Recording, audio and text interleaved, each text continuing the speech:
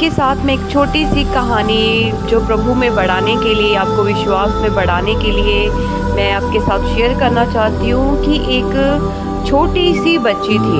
एक बहुत बड़ा देश था, उसमें एक छोटी सी बच्ची रहती थी और उस देश का जो राजा था वो बहुत दयालु था और वो अपनी प्रजा से, अपने लोगों से जो उसके देश में रहते थे उनसे बहुत प्यार करता था। तो एक दिन उस राजा ने अपने पूरे देश में ये ऐलान करवा दिया कि मेरे घर में, मेरे महल में, मेरे राज्य में, मेरे जो घर में जो भी सामान पड़ा है और मेरे देश में जितने भी लोग रहते हैं, जिसको जो जो सामान चाहिए वो मेरे घर में, मेरे महल में आए और वो सामान जो उसको चाहिए, जो भी आशीष उसको चाहिए, जो उसकी ज़रूरत है वो उसको लेके जा सकता है।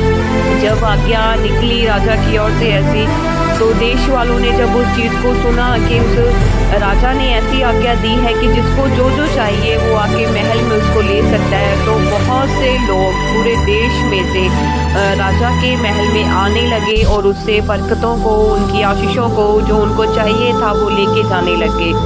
किसी ने कुछ लिया, किसी ने कुछ उठाया, किसी ने उस महल में से कोई आशीषें ली, किसी ने कोई बरकत ली।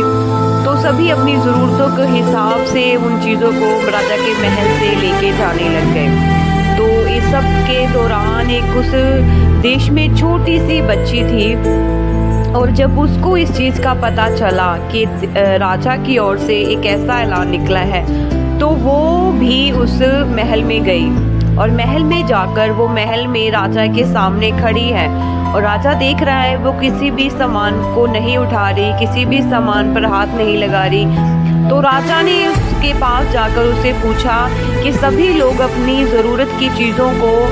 वो अपने पास लेके जा रहे हैं, अपने साथ लेके जा रहे हैं, जिनको जो चाहिए वो लेके जा रहे हैं, तो तुम्हें क्या चाहिए, तुमको भी जो चाहिए तो वो तुम उठा लो और अपने घर में ले जाओ, वो तुम्हारी हो जाएगी। तो उस लड़की जो छोटी सी बच्ची थी, जिसके हृदय में परमेश्वर का प्रेम था, तो उसने बोला कि जो मुझे चाहिए अगर मैं उस पर हाथ रखूंगी तो क्या वो मुझे मिल जाएगा और वो मेरा हो जाएगा। राजा ने उससे बोला कि हाँ, ये मेरा ऐलान और मेरी आज्ञा है कि जिस पर तू हाथ रखेगी वो तेरी हो जाएगी और इस महल में जो कुछ तुझे देख पड़ता है वो सब में से तू कुछ भी चुन सकती है और वो अपने घर में लेके जा सकती है। तो आप सोचो कि उस बेटी के आगे पूरा महल पड़ा है, भरी हुई बरकतें पड़ी हैं। तो उस बेटी ने सारी चीज़ों की ओर देखा और उसने उस राजा पर अपना हाथ रख दिया कि मुझे तू चाहिए।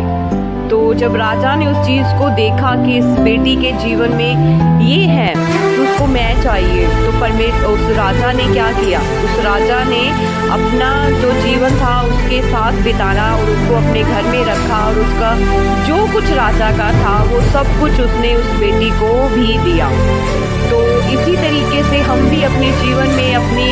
आत्मिक लाइफ में, अपनी शारीरिक लाइफ में जब परमेश्वर के पास जाते हैं, उसके सामने हजूरी में जाते हैं, तो हम क्या करते हैं, हम खुदावंद के सामने अपनी संसार की चीज़ों को, बरकतों को, आशीषों को लेते हैं। लेकिन इन सब के बदले अगर हम यीशु मसीह को ही अपने जीवन में ले लें, हम उस राजा को ही अपने घर में ले लें, तो जो कुछ उस राजा का है वो सारा कुछ हमारा हो जाएगा। इस चीज़ को अपने दिल में लें और इस चीज़ को समझें कि अगर यीशु मसीह ही, राजा ही हमारे घर में, हमारे दिल में, हमारे जीवन में आ जाए, तो क्या उस शख्स को कभी किसी चीज़ की घटी हो सकती है? क्या वो शख्स कभी बिना आशीष के रह सकता है या बीमार रह सकता है? नहीं। अगर यीशु मसीह आपके दिल में है, आपके अंदर है, अगर यीशु मसीह आपके जीवन में है, तो आपका जीवन कभी खाली नहीं होगा। खुदावंद आपको ब्लेस करेगा अपने जीवन में। संसार की आशीषों के बदले अगर आप यीशु मसीह को अपने हृदय में लोगे तो खुदावंद आपको ब्लेस करेगा।